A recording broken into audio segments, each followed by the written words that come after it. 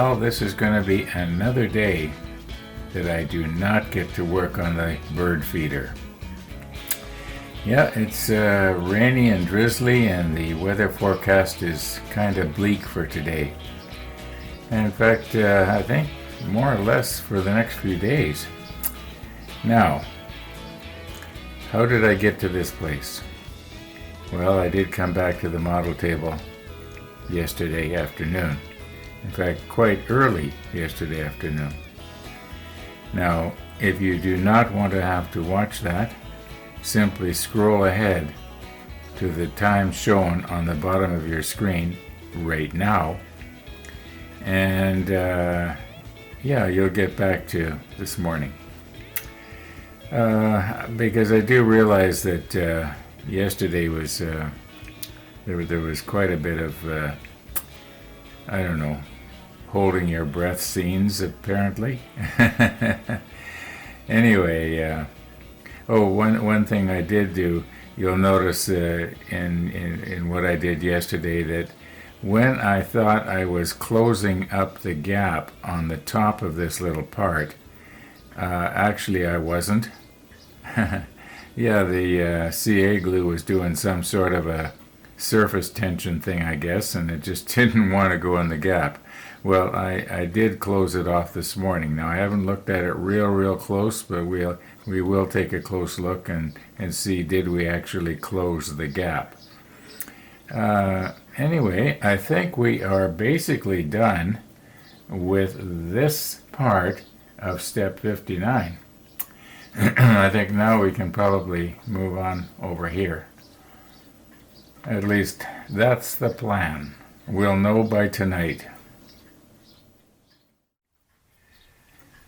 Well, in about 15 minutes, my coffee visitor's going to be coming over. I don't think I've ever continued on with the next episode so early, but I had to start the upload for episode 905 early because it was so terribly long, and it takes YouTube a while to upload it and process it, and I wanted to make sure it was going to be on time today. Anyway, what I've done is I've mounted this part that needs to be repaired, and the little hook is right here. I will put the macro lens on and move in. Now, a moment ago, actually about half an hour ago, I went to pick this up with the tweezers, and it pinged off.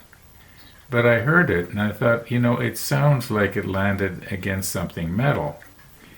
And don't you know, it landed in this tin. I couldn't believe it. I couldn't do that again if I tried 100 times. Well, maybe 100 times. Problem is, I'd probably lose it to the carpet on the first try. So we're going to try and be extra careful here. Let's stick the macro lens on and move right in on this and see if we can use CA. I'm probably going to use CA medium here. I know most people would do a retake if they did a fumble like that, but hey, it is what it is, right? Let's get the macro lens on and have some fun here.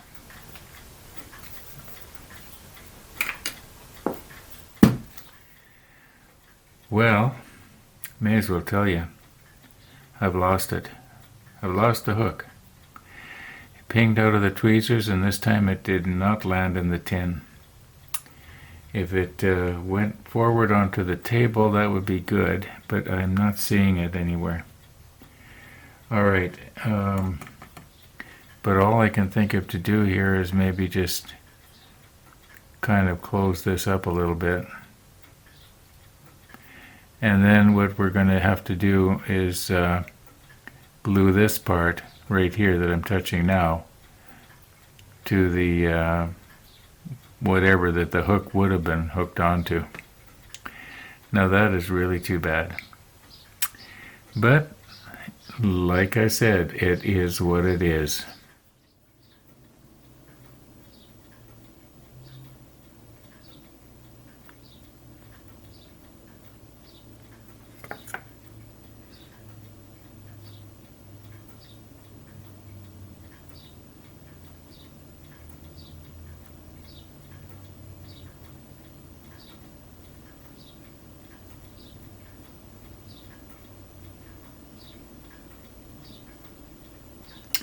No. Well, I did find it, obviously. It pinged forward.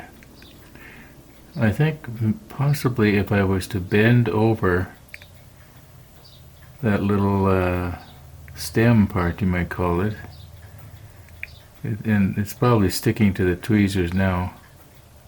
Guess I better clean this thing up and start over again. And I think I was to bend that over and then sort of stand it on the base. I don't think there's too much I can do now. No. Okay, so we more or less got it. And what I did was I had to glue that hook onto the top there. It's obviously the top one. I just sort of built up the CA glue around the repair, and I think that once it's painted, and because it is so incredibly small and nobody's going to notice, yeah. And just for perspective here,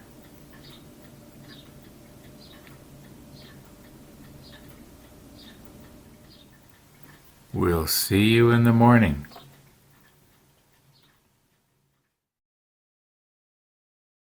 Okay, it is now morning, and this is as close as I can get in and still have it make sense, that is, to show that we have closed the gap. Now let's find a safe place to put this until it's time to paint it. Now time is marching on here.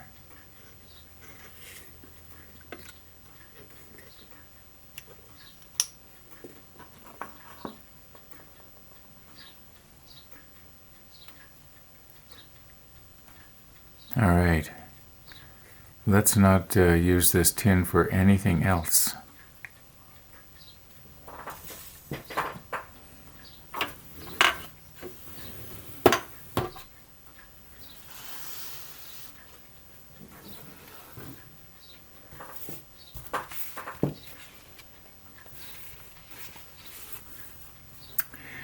Alrighty, let's see if we can make our I guess you call those some sort of booms or something. Well, for a minute there I thought we were supposed to make two of these things, but this one is the same as this one. Alright, that's that's good news. Alright, let's get our pieces here. What do we need? The D sprue, one little piece of photo etch, but it doesn't have to be formed, I don't think. It just sort of slips over the end here. Okay.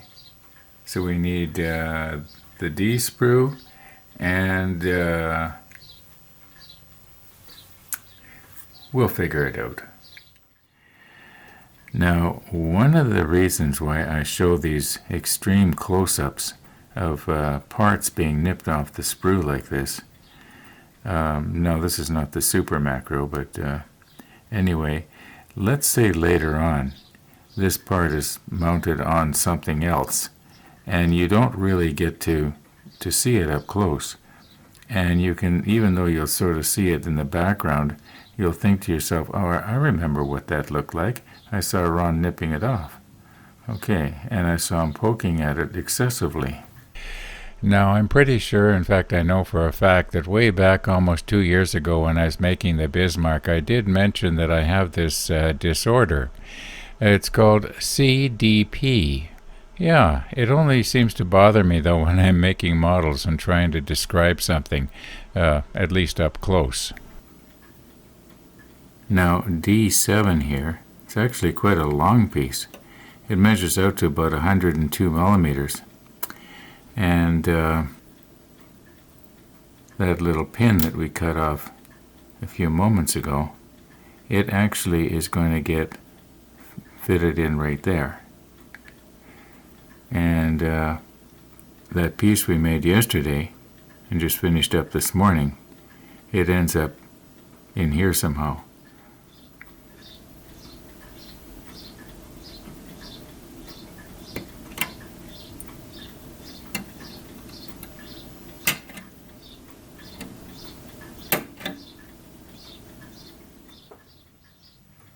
Now, as well as the obvious sprue connections, there's quite a bit of noticeable flashing here.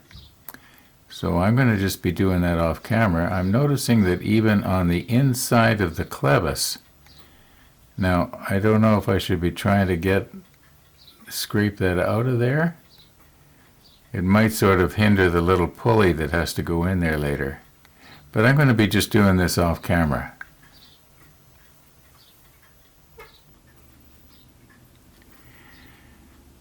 Okay, we more or less got it here. Now, removing the sprue connections, that was easy. But where I have difficulty is I have a tendency to get a little bit aggressive sometimes. And I don't think I did it on this part, but it's easy when trying to scrape off the seam to accidentally start taking off little delicate details, like at the end here. I'll put the macro lens back on, and maybe we'll put this little part in, just for the fun of it. Okay, now you can see that delicate detailing that I was talking about.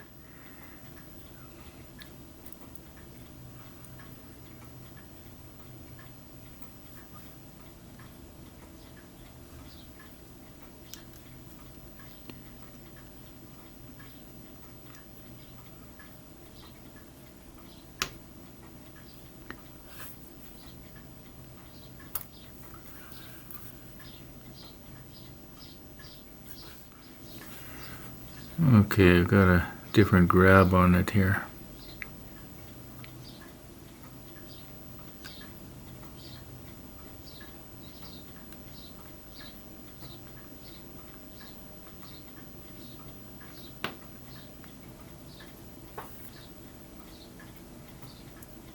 I wonder if I should be maybe using the rubber tweezers.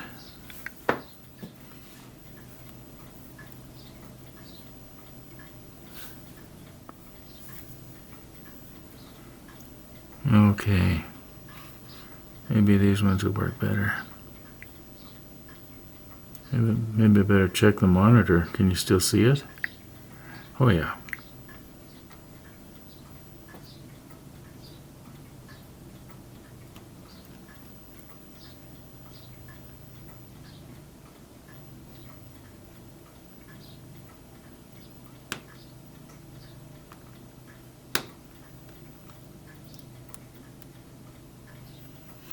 All right, let's try it this way. It's a good thing I can cut out the dead spots.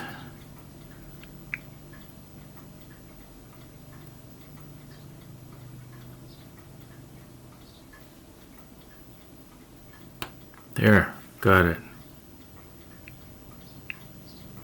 Yeah. Okay. Now on this end, we put a little pulley, and it's part E40. And I don't think anything has to go around it, because that part that we made yesterday that had the large hook goes around the pulley. It just sort of hooks on, and then I guess we just CA it in place.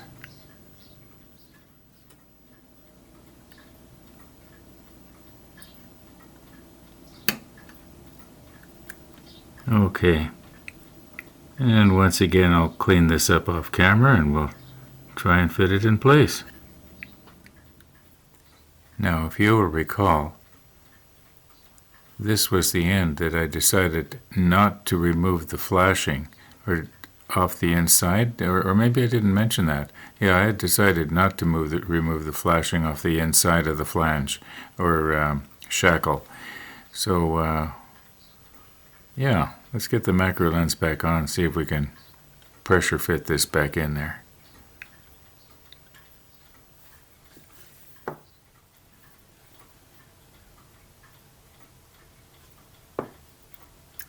Now the reason I'm using the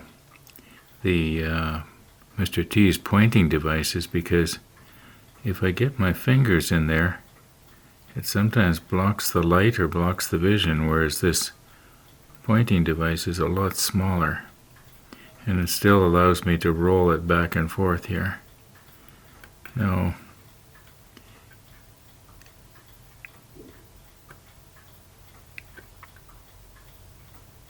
it could be that I am going to have to use my finger because I'll be able to sort of feel it at the same time. Now, if my fingernail is dirty, well, sorry about that.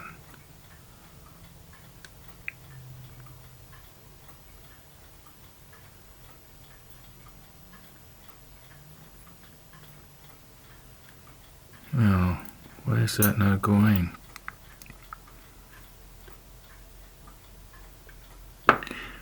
Sometimes I wonder when I'm doing something like this if I'd be better off heating the plastic first, making it, well, let's see, why is this not spreading? I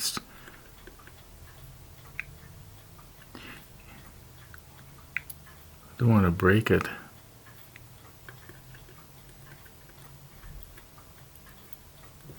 Okay, it might go now.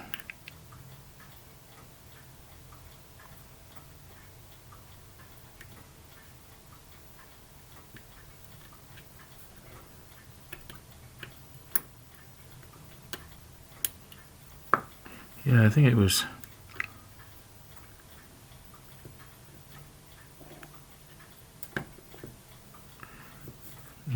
It's just not going where the pins are on the inside is where we're having the problem. I don't know, can you see it there?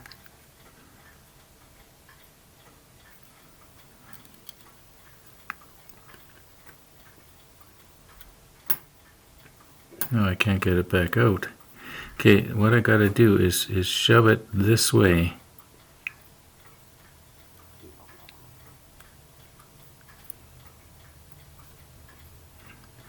Don't want to press down so hard. I'm going to snap the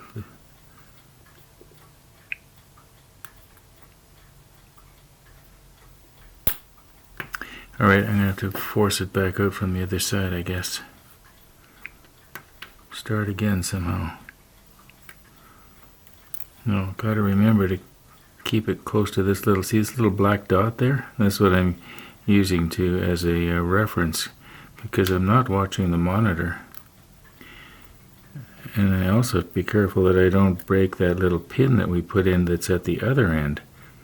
It's occasionally twisting itself at 90 degrees to the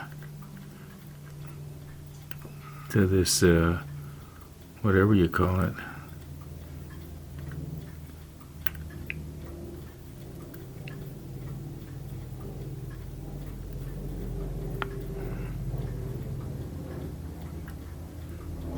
Maybe if I tried it from this end.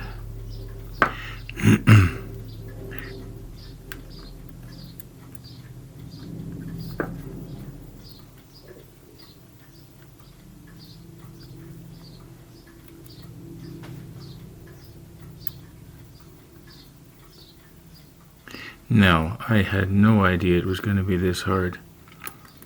I suppose what I could do is I could just sort of remove some of the pin off the inside, just a little bit. Where's my knife here? Now this has nothing to do with the flashing I didn't take off. This has just got to do with the pins. Just take it off just a little bit.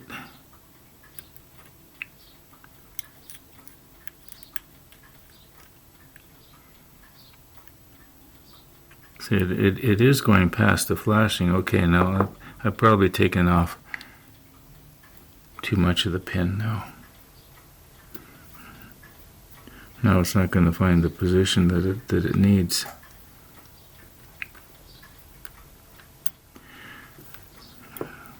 If I don't hurry up here, the battery's going to give out on my camera.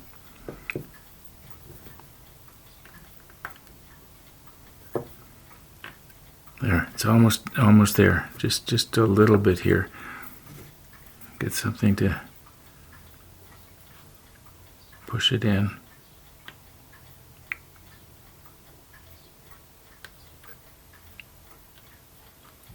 I do believe it's in the right place. No, it's got to go just a little bit further.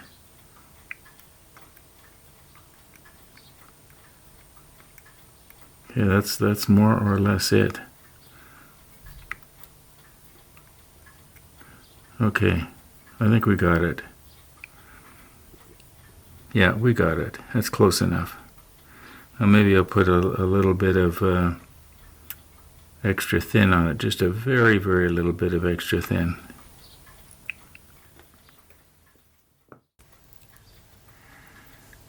Okay, I have repositioned here, and I've got it raised up a couple of millimeters off the green cloth so that the plastic, if it solidifies, isn't going to... Okay, now just a little bit, Ron. Don't go giving it a bath here. Just...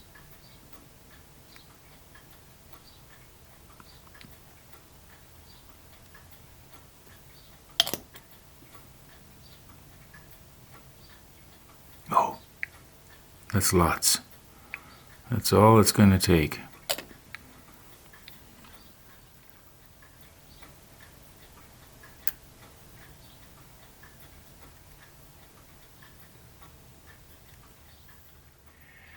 Well, as the saying goes, we are not out of the woods yet.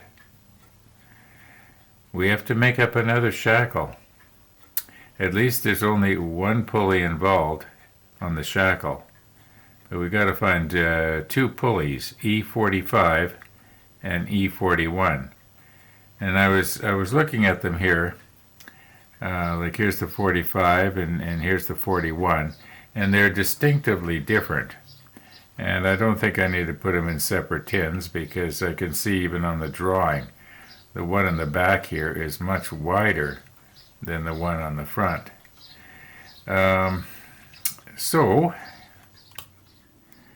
Okay, now clearly these are both 45s. But I'm going to take the one that is not attached to the sprue because it'll be just a little clearer later. Makes sense to me anyway.